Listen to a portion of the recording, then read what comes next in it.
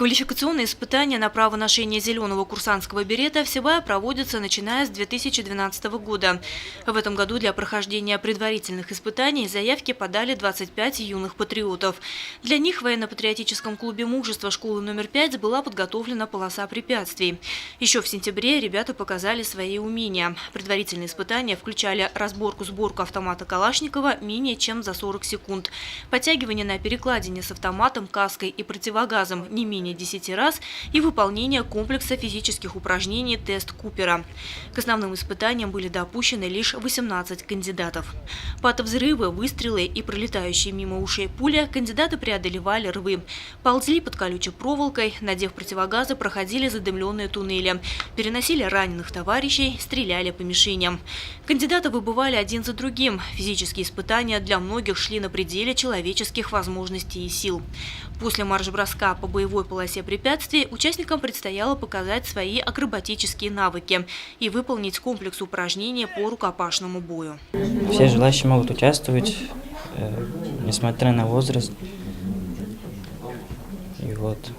Главное – дух бойца, силы и упорство к цели. Особенно сложным для участников оказался спарринг. Было больно и страшно, но ребята старались. В итоге только 7 ребят из 18 успешно прошли все испытания и заслужили право ношения зеленого берета. Торжественное вручение состоялось сегодня в городской администрации.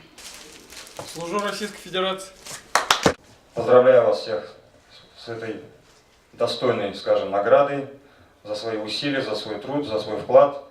Понятное дело, что просто так, скажем, берет получить, в общем-то, невозможно без определенной подготовки.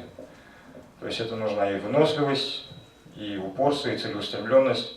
Поэтому на будущее хочется сказать, чтобы, скажем, вы с гордостью и достоинством носили этот берет, потому что получение и обладание беретом несет, помимо каких-то прав, еще и обязанности. То есть это обязанность быть достойным гражданином нашего общества.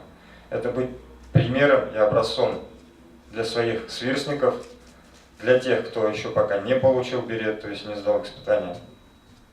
И, соответственно, своим поведением, своим отношением с родственниками, с родителями, с коллегами, с учителями и преподавателями, то есть в школе, то есть где бы вы ни находились, вы должны проявлять самые лучшие человеческие качества. Как верно подметили организаторы, берет – символ мужества, чести, отваги. Порядочность, высокие моральные качества, строгость и справедливость – это главные принципы носящего берет. Иначе быть не может, ведь берет – это лицо патриота и носит его лучший из лучших. Та боевая единица, на которую всегда можно положиться.